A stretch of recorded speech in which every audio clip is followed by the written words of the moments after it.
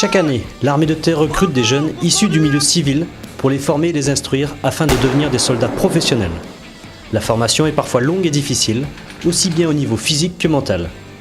Mais l'engagement de la France sur les différents théâtres d'opérations extérieures sur lesquels elle est présente exige que ces soldats soient au meilleur niveau. L'armée de terre a besoin de sous-officiers compétents, enthousiastes, spontanés, exemplaires dans leur comportement, généreux dans l'effort et ne transigeant jamais sur le respect de la dignité humaine. Des centaines de jeunes s'engagent chaque année. Ils viennent de divers milieux socio-culturels et certains viennent d'un horizon très lointain. Jonathan, Ludwig, Thomas et Fabien ont plusieurs points communs.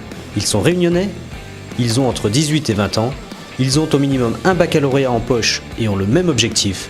Ils veulent tous les quatre devenir sous-officiers de l'armée de terre.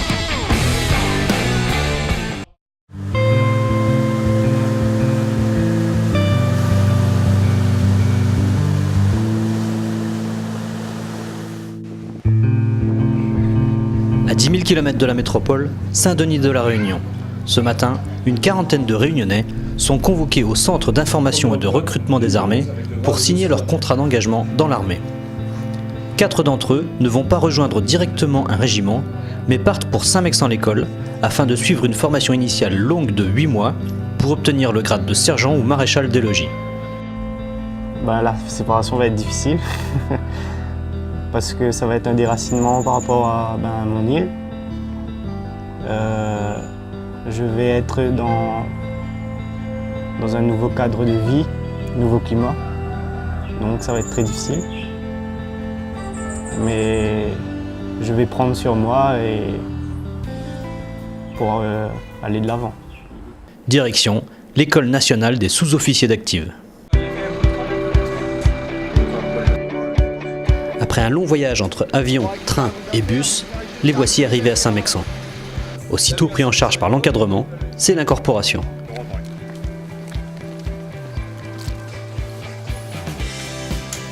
Perception du pactage, visite médicale, et ce sont les premiers cours d'ordre serré qui commencent. De base à moi, j'appelle l'homme de base. Non. Je suis beaucoup plus attentif à mes Iliens, sans faire de démagogie, mais j'estime que quand on est loin de chez soi, coupé de ses racines, coupé de sa famille, c'est quand même plus dur. En plus, ils arrivent dans un milieu qu'ils ne connaissent pas. Le plus souvent, ils arrivent de pays où il fait très très chaud. Et ici, à l'ENSOA, la météo a une réputation à tenir. Donc pour eux, c'est vraiment plus dur. Les journées s'enchaînent maintenant à un rythme soutenu.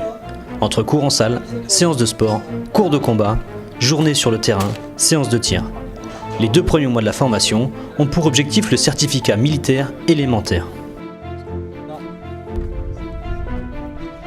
Vous passerez dernier, Sarfil, avec le triangle. Cette première étape de la formation se conclut par une marche au képi. C'est une marche de nuit de 25 km qui a pour arrivée le château de Mauprier. Seuls ceux qui iront jusqu'au bout se verront remettre le képi. Ce képi, que vous allez recevoir dans quelques instants, marque votre entrée dans la grande tradition de l'armée de terre. Je tiens à tous vous féliciter, puisque si vous avez ce matin votre képi, votre tricorne, c'est parce que vous avez marché, et vous avez bien marché. Il faut se soutenir beaucoup, il y en a qui craquent, il y en a qui sont moins forts physiquement. En plus, c'est là qu'on voit qu'on est un groupe relativement assez soudé soudé entre nous. Donc, ouais, je sais que j'ai eu mon képi, j'ai fait 25 km avec mon sac sur mon dos. On en a galéré comme tout le monde et au final, on a notre képi, quoi. Lors du 4e mois, une cérémonie marque un moment fort au cours de la formation. La promotion est baptisée et reçoit le nom d'un ancien sous-officier au parcours exemplaire. Mon général, quel nom donnerez-vous à la 279e promotion de l'École nationale des sous-officiers d'active? Votre promotion portera le nom de adjudant-chef Magne.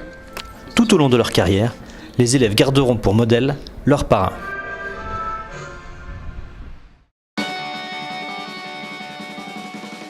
L'entraînement continue. Tout le bataillon se déplace dans un camp du Tarn-et-Garonne pour 2 semaines. Au programme, de l'instruction et beaucoup de tirs. Ces 2 semaines permettent de vivre dans des conditions plus rudimentaires qu'à l'école. Quand on est parti à Kélus, on a fait des tirs, différents tirs, à la grenade et tout ça. C'était des trucs que j'aurais jamais pensé faire de ma vie. C'était le meilleur moment.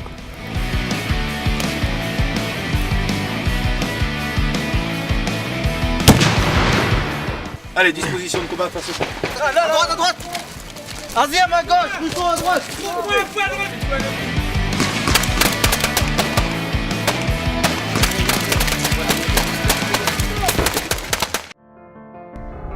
Autre lieu, autre décor.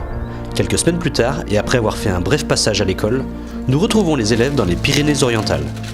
Ils vont suivre pendant 2 semaines le stage tant redouté au Centre national d'entraînement commando. Il était dur ça, la montagne, en hiver, l'eau elle était gelée. C'est vraiment le moment où je me suis le plus remis en question, où ça nous pousse vraiment au-delà de nos limites. La première semaine à Montlouis est consacrée à la vie en montagne. Résistance au froid, marche en raquette, construction d'abris en neige. Là j'ai l'impression d'avoir mis les mains dans le congélateur au moins une bonne journée. Le soir venu, si l'on veut manger, il faut préparer son repas. Tuer le lapin, le cuisiner, faire son pain et le cuire. La deuxième semaine se passe à Collioure, au fort Miradou. Le but, c'est d'aller là-haut. Après le froid et la neige, la marche est toujours au programme. Les brigadiers qui encadrent les élèves poussent ces derniers au bout de leurs limites afin qu'ils connaissent leurs propres capacités physiques. Je pensais pas peut-être finir le snack. C'est vrai qu'après il y a un moment où je me suis demandé aussi qu'est-ce que je faisais là. Je voyais tout le monde qui faisait des malaises, on en a perdu 5 en 2 jours. Moi à un moment j'en pouvais plus, ils nous criaient après sans arrêt, ils nous poussaient. Après c'est le but, on sait, on s'en rend compte après. Mais après non, la fierté à reprendre le dessus. Je pense qu'on, pour leur montrer qu'on est plus fort que ça, on veut aller jusqu'au bout. Regarde, rassemblez, mon adjudant. Il y a beaucoup de vent ici. Non, il fait beau, mais il y a beaucoup de vent. Il est froid le vent. Qu'est-ce que tu fous là, ici, dessous? Après les différents parcours de franchissement, les futurs sous-officiers enchaînent les épreuves de navigation, avec de surcroît la faim et la fatigue qui se font de plus en plus ressentir. Par tradition, au snack, on mange une sardine crue. Et tous les stagiaires qui passent au snack mangent une sardine crue. Et vraiment, ça fait plaisir de perpétuer la tradition avec lui. Et il prend sa sardine, il la mange rapidement.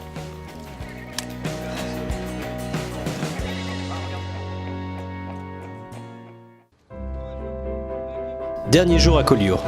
Tous n'ont pas réussi, mais ceux qui ont passé toutes les épreuves une à une avec succès se voient remettre ce matin le brevet d'initiation commando. Une première satisfaction pour ces jeunes soldats qui débutent leur parcours. Qui sera en 2e échelon, donc ici, pour attendre... Durant les 2 derniers mois de la formation, les élèves ont effectué un stage de 3 semaines en corps de troupe qui leur a permis de se confronter à la vie en régiment. Espacement au soin des trinômes. 3 mètres pour le groupe, en avant. Puis c'est l'heure du constat final, un examen sous forme d'atelier où il faut restituer tout ce qui a été appris pendant les 8 mois. Ici Alpha Bravo, nous allons commencer la reconnaissance de la maison. Parlez. Je pense qu'avec tout ce qu'ils nous ont appris ici, la manière de nous former et tout, je pense qu'on a un peu de connaissances pour former des évats, pour les guider. Après, il faudra qu'on soit guidés aussi, nous, de notre part, par les anciens des régiments.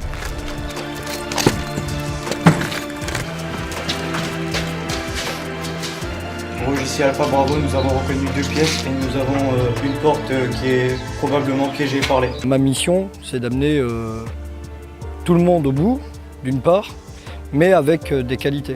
Il ne suffit pas de les amener juste au bout, il suffit qu'à la fin de la formation, ils sont en mesure d'être sous-officiers dans les régiments.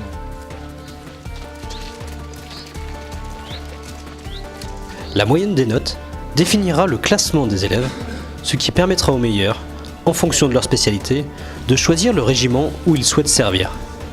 En général, dans le domaine de spécialité feu de la profondeur, j'ai l'honneur de choisir de la filière feu, 1er régiment d'artillerie de marine, stationné à Couvron et Aumancourt, ligne 23.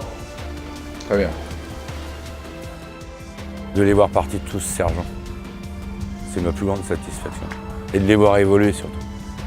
De gamins, on les trouve hommes entre guillemets, parce que c'est pas encore tout à fait des hommes. moi ça me fait plaisir. Là, demain, quand ils vont partir, ça sera un grand moment. Vient enfin le jour de la remise des galons. C'est par une grande cérémonie entourée de la famille et des amis que chaque élève va recevoir ses galons de jeunes sous-officiers.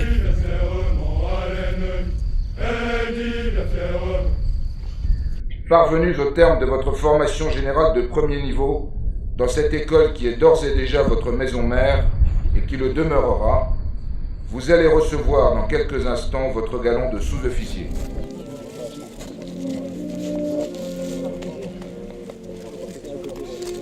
Vous entrez donc de plein pied dans le prestigieux corps des sous-officiers de l'armée de terre.